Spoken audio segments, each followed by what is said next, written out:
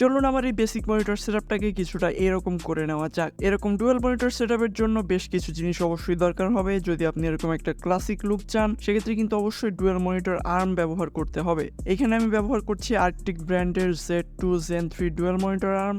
এখানে লেখা আছে 6 ইয়ার ওয়ারেন্টি, বাট সম্পূর্ণ এই মেটাল জিনিসটার কি ওয়ারেন্টি দিবে সেটাই বুঝি না, যেহেতু এখানে নষ্ট হওয়ার মতো আসলে তেমন কিছুই নেই, এটা সম্পূর্ণ মেটালের তৈরি। চলুন এটা একবার খুলে দেখে নেই। ভিতরে আসলে যা কিছু দেখতে পাচ্ছেন সবকিছু মেটালের এবং বেশ হেভি প্রোডাক্ট এইটা। শুধুমাত্র এই মনিটর আর্মের ওয়েটই হবে 6 থেকে 7 কেজির উপরে। এই জিনিসটাকে আসলে কি বলে সেটা আমি জানি না, কিন্তু সম্পূর্ণ মনিটর আর্মটা এইটার উপরেই ডিপেন্ড করে থাকে এবং এই জিনিসটা টেবিলের সাথে অ্যাটাচ হয়ে যায়। দেন এই প্যাকেটের ভিতরে আমরা পেয়ে যাচ্ছি একটা USB হাব এবং এটা কিন্তু খুবই কাজের একটা জিনিস, যেহেতু এটা টেবিলের উপরেই থাকবে আর্মের নিচে।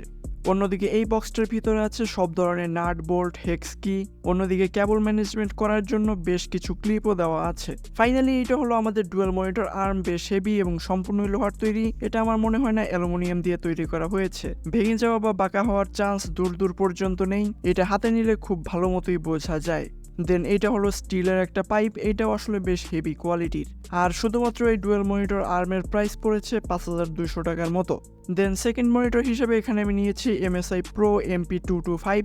বর্তমান সময়ে বলতে গেলে বাংলাদেশের ভিতর মোস্ট সেলিং মনিটর হলো এইটা। 11,000 টাকার বাজেটের ভিতর যদি ব্র্যান্ড ভ্যালুর কথা চিন্তা করি তাহলে এইটাই একদম বেস্ট। এবং এইটা হলো 22 ইঞ্চি IPS প্যানেলের 100 হার্টজের একটা ফুল HD মনিটর। বাট এরকম ধরনের সেটআপে আসলে বাজেটটাই মেইন ফ্যাক্টর হয়ে থাকে, সো যার যার বাজেট অনুযায়ী ওইভাবে মনিটর কিনবেন।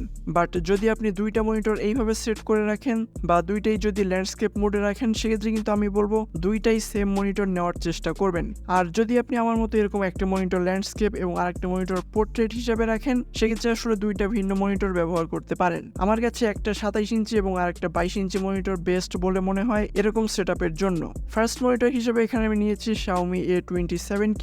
এটা হলো 27 ইঞ্চি 100 হার্টজ QHD একটা মনিটর, বা বলতে পারেন 1440p একটা মনিটর। বেসিক্যালি মনিটর সাধারণ মানুষের জন্য আসলে তিনটা ক্যাটাগরির হয়, একটা হলো ফুল HD, একটা QHD এবং আরেকটা হলো 4K। সো এটা হলো একটা QHD মনিটর।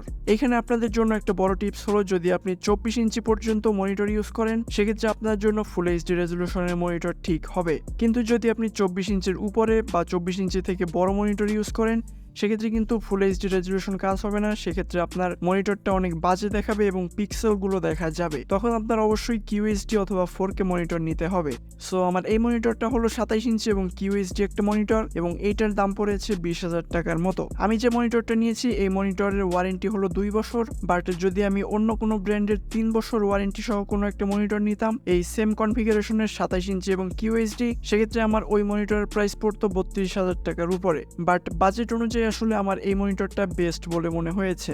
দেন লাইটিং সেটআপের জন্য আমাদের দরকার হবে এরকম 50-50 8GB LED স্ট্রিপ, এবং যেহেতু অলরেডি আমার সেটআপে 8GB স্ট্রিপ আছে সো ওই 8GB সেটআপের সাথে আমি এই স্ট্রিপ কানেক্ট করে দিব। যেহেতু এটা আমার ফার্স্ট টাইম কোনো ডুয়াল মনিটর আর্ম আমি সেটআপ করছি, সো আমার অনেক সময় লেগেছে এটা সেটআপ করতে, এই কারণে আসলে সম্পূর্ণ ভিডিওটা শুট করা পসিবল হয়নি। এখানে দেখতে পাচ্ছেন আমার টেবিলের পিছনে আসলে তেমন কোনো স্পেস নেই, যার কারণে এখানে একটা আর্ম আমার খুলে নিতে হয়েছে। যদি আমি এটা না খুলতাম সেক্ষেত্রে আসলে দেখা যায় এই হোয়াইট মনিটরটা অনেক সামনের দিকে চলে আসতো, যেটা আসলে ইউজ করতে খুব সমস্যা হতো। এই কারণে আসলে আমার এই আর্মটা রিমুভ করার প্রয়োজন পড়েছে। এবং এই হলো আমাদের সম্পূর্ণ সেটআপ দেখতে পাচ্ছেন, এবং পিছনে যে 8GB স্ট্রিপ আছে এটা আসলে আমি সম্পূর্ণভাবে সেটআপ করতে পারিনি, যেহেতু আমি যে ডবল সাইডেড ট্রান্সপারেন্ট টেপটা ইউজ করেছিলাম ওটা শেষ হয়ে গিয়েছিল। ওইটা যখন আবার আসবে তখন আমি এই লাইটিংটাও ফিক্স করে ফেলবো।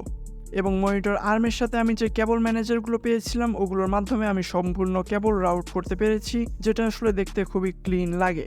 সো ফাইনালি কমপ্লিট হয়ে গেল এই ডুয়াল মনিটর সেটআপ, এবং এই ডুয়াল মনিটর সেটআপ করতে আমার সম্পূর্ণ খরচ হয়েছে 36 থেকে 37,000 টাকার মতো। সো আশা করি ভিডিওটা অনেক হেল্পফুল হবে যারা স্পেশালি এরকম ডুয়াল মনিটর সেটআপ তৈরি করতে চান প্রথমবার। সো আজকে ভিডিওটা এই পর্যন্তই, দেখাবো নেক্সট ভিডিওতে। Till then take care.